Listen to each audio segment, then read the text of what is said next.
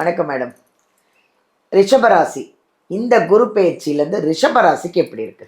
ரிஷபராசிக்கு வந்து கனவுகள் கைகூடன்னு சொல்லலாம். ஏன்னா நிறைய கஷ்டப்பட்டாங்க. ஒரு தெருவில் ஒருத்தருக்கு தெரியும்னா இப்போ 100 பேருக்கு தெரியும் அப்படின்னு வந்து சொல்லலாம்.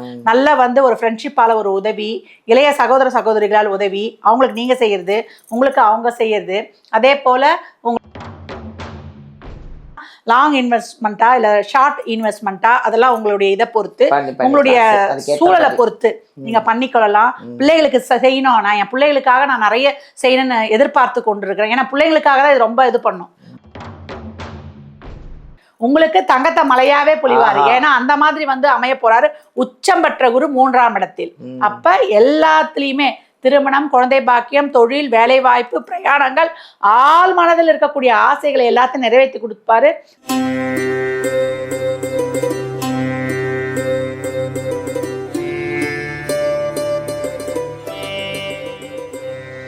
அனைவருக்கும் வணக்கம். This is Balambika. உலகமெல்லாம் பார்த்துட்டு இருக்கிறேங்க ஜோதிடர் யுகம் சேனல் அனைவருக்குமே வணக்கம்.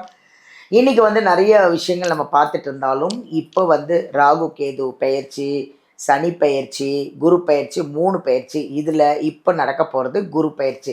இந்த குரு பெயர்ச்சியில் 12 ராசிக்கு எப்படி இருக்க போகிறது அப்படின்னு சொல்கிறதுக்காக ஒரு அருமையான ஒரு ஜோதிடர் வந்திருக்காங்க. யாருன்னு பார்த்தீங்கன்னா நம்ம ஜோதிடர் கலையரசி ஆதித்ய சொர்ணலட்சுமி அவர்களை தான் நம்ம பார்க்க போகிறோம். 12 ராசிக்கும் குரு பயிற்சி எப்படி இருக்குன்னு சொல்ல போகிறாங்க.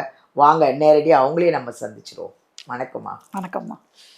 குரு பயிற்சி வருது, அது எப்போ வருது, எப்படி இருக்குது இந்த குரு பயிற்சி? 12 ராசி, அதில் ஃபஸ்ட்டு மேஷ ராசிக்கு சொல்லுங்கம்மா.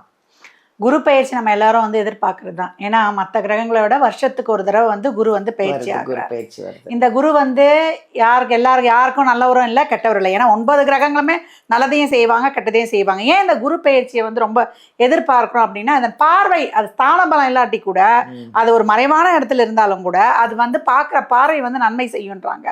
இப்போ பார்த்தீங்கன்னா குரு வந்து இந்த வருடத்திலேயே 3 இடங்கள்ல பயணிப்பாரு. இப்போ மிதுனத்தில் இருக்காரு. இப்போ வரக்கூடிய ஜூன் 1 அன்னைக்கு நம்மளுக்கு இரவு தான் அவர் வந்து பயணிக்கிறாரு. எங்க கடகத்துக்கு பயணிக்கிறாரு.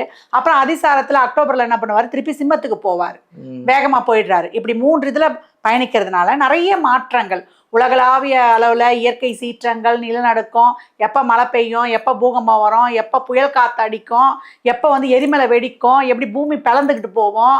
மழைலாம் வந்து முன்ன மாதிரி 6 மாதம்லாம் மழை பெய்யாது. ஒரே நாள் 1 ஹவர்ல பெஞ்சா 3 மாசத்துக்குரிய மழையும் பொத்துன்னு பெஞ்சிரும். அந்த மாதிரி இருக்கிற மாதிரி இருக்குது. அதே போல இந்த பக்கத்தில் பார்த்தீங்கன்னா ராகு நம்மளுக்கு கும்பத்தில் இருக்கிறவரு. அடுத்து வந்து நம்மளுக்கு மகரத்துக்கு வருவார். கேதுவும் பிரேராஸ்க்கு போவோம். அப்போ குரு கேது சேர்க்கை, இங்கேருந்து இவர் சனியை வேற பார்ப்பார். அப்போ நிறைய மாற்றங்கள் அரசியல்ல இருந்து, உலகளாவிய அளவுல இருந்து, நம்ம இதுலேயே வந்து இப்போ எலெக்ஷன்லாம் எப்படி பரபரப்பாக போகுது.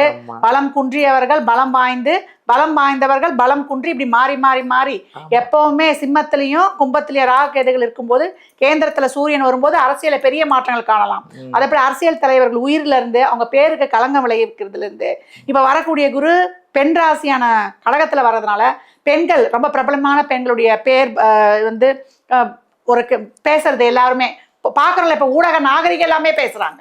அந்த மாதிரி ஒரு அவதூறுகள் வருவது, அவங்க ஆரோக்கியம் பார்த்துக்கிறது, இதெல்லாமே பார்க்கணும். அதே போல் அரசியல் தலைவர்கள், செலிபிரிட்டிகள், அதே போல் பெண் குழந்தைகள் பாதுகாப்பு, அதுக்கெல்லாமே இப்போல்லாம் வந்து எடுத்துகிட்டு வரணும்லாம் நிறைய சொல்லியிருக்காங்க. இதெல்லாம் நல்லபடியாக நடக்கணும். அதே போல் தங்கம் வந்து முதலீடு செய்யறது ரொம்ப அதிகரிக்கும். பால் சார்ந்த பொருட்கள், நீர் சம்பந்தப்பட்ட போக்குவரத்து, அதே போல நம்ம கால்நடை, விவசாயம், நம்ம பழங்காலம் இருக்கு இல்லையா, இந்த இயற்கை விவசாயம், அதெல்லாம் பெருகும். இப்ப இந்த காலகட்டம்லாம் வந்து இந்த பித்ரு தோஷம்லாம் சொல்றாங்க, அப்படிலாம் பண்றாங்க இல்லையா. அவங்கெல்லாம் இந்த விவசாயிக்கு, கால்நடைகளுக்கு இந்த கருப்பு நிற ஆடுகள்லாம் வாங்கி கொடுத்துட்டாங்கன்னா இந்த ஏழை விவசாயிகளுக்கு எங்களுக்கு இந்த பித்ரு தோஷன்றதெல்லாம் போயிடும். போகும்போது ஏன்னா நிறைய அதான சொல்றாங்க, உயிரோட இருக்கும்போது இருக்கிற அம்மா அப்பாவுக்கு நம்ம சோறு போடுறது கிடையாது சொல்லுவாங்க. நம்ம ஒரு பழமொழியே இருக்கு, நம்ம பின்னாடி வந்து செவுத்துக்கு வச்சு அழுவாங்கன்னே இருக்குது. அந்த மாதிரிலாம் இருக்கக்கூடிய சின்ன சின்னதெல்லாம் இந்த மாதிரி விவசாயிகளுக்கு, விவசாயத்துக்கு இந்த மாதிரிலாம் நம்ம உதவி பண்ணும்போது ரொம்ப சிறப்பாக இருக்கும். புது புது நோய்கள் நிறைய வரும். எல்லாத்துக்குமே மருந்தும் கண்டுபிடிப்புல இருக்கும். அதே மாதிரி ஊடகம், இந்த மாதிரி வந்து நம்மளுக்கு ஊடகத்துறையில ரொம்ப பெரிய அளவுல இருக்கும். இந்த போன்லயே போய் வந்துருச்சு, இதுக்கு மேல எல்லாம் தெரிஞ்சுக்கிற மாதிரியே வரும். ரொம்ப டிஃபரெண்டா இருக்கும். அதுதான். அதே போல ஆன்மீகவாதிகள், அரசியல்வாதிகள் சண்டை போட்டுக்கிறது, இந்த மாதிரி எல்லாமும் நடக்கும். அதே போல அரசியல் தலைவர்கள் அவங்க ஒருத்தருக்கு ஒருத்தர், இல்ல மக்கள் தான் பாதிக்கப்படுவாங்க. ஏன்னா வேலை வாய்ப்பு, ஏன்னா மகரத்துக்கு வந்தோடனே தொழிலாளிகள் போர்க்கொடி தூக்க ஆரம்பிச்சிருக்காங்க. உழைப்பின் ராசி முதலாளித்துவம் தொழிலாளித்துவம் வந்து காரசாரமா வாதங்கள் போக போகுது. அப்படி இருக்கும்பொழுது என்ன ஆகும்னா தொழில் ஒரு பக்கம் நலிவடைஞ்சாலும் வரி வாய்ப்பு இதெல்லாம் வந்து ரொம்ப பெருசாகிடும். பராபவ வருடமே நம்மளுக்கு கொஞ்சம் இதுவாக இருக்குது, போன வருடத்தை விட இந்த வருடம் நல்லா இருக்குமானா இதுவும் வந்து நம்ம அப்படியே பிதுங்குது. இனிமே 2031 வரைக்குமே இப்படிதான் இருக்கும். இதெல்லாம் நம்ம கடந்து வர்றதுக்கு தான் இறை மார்க்கத்தை கண்டிப்பா பிடிச்சிக்கணும். சேரிட்டி, தான தர்மம். ஏன்னா சனி இருக்கிறது 12, காலச்சக்கரத்தின் 12, 6ஆம் இடத்தை பார்க்கறதால நம்மளே முதல்ல வர்ற சம்பளத்துல முதல் ஒரு சிறிய தொகையை தான தர்மத்துக்குன்னு வச்சுட்டோம், ஏழை எளியவருக்கு வச்சுட்டோம், எல்லா உயிர்களையும் நம்மளை போல பாவிச்சோம்னா என்னைக்குமே அனைவருமே சந்தோஷமா நல்லதே நடக்கும். அதேதான்.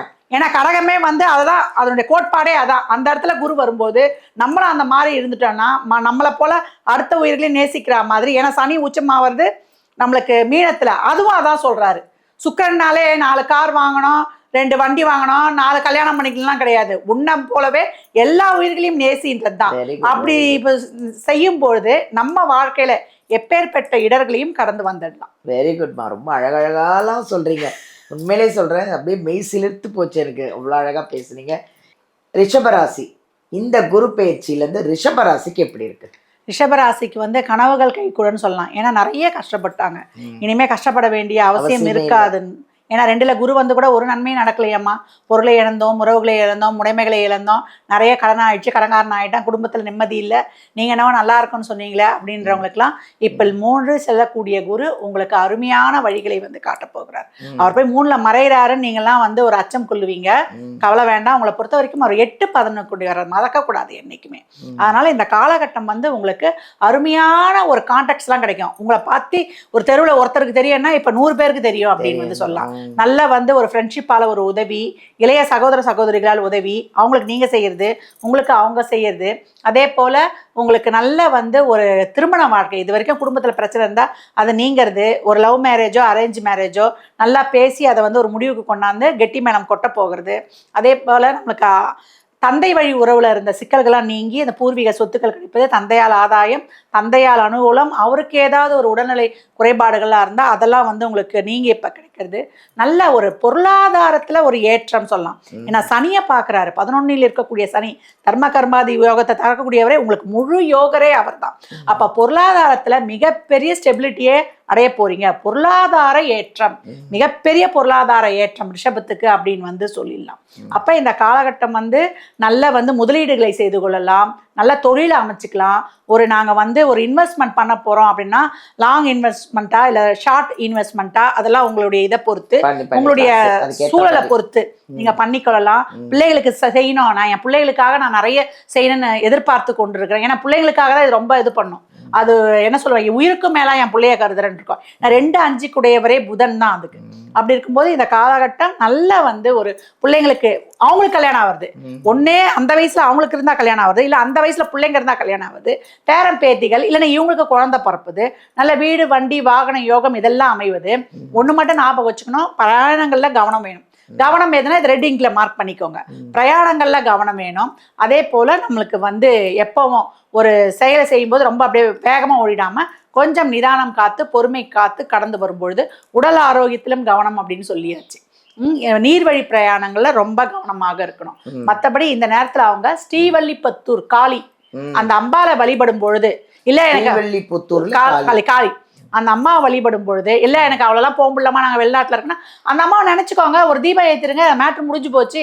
எங்கேயானா ஒரு தீபத்தை ஏற்றிட்டு அம்பாள் வந்து அங்கே உட்காந்து உங்களுக்கு அனுகிரகம் பண்ணிட்டு போகிறோம். ஆமா, அதாவது சாமி கும்பிட சொல்லிட்டோன்னு 24 மணி நேரம் சாமியை கும்பிட்டு இருக்காதீங்க. வீட்டில் முதல்ல வந்து கடமைகளை செய்யுங்க.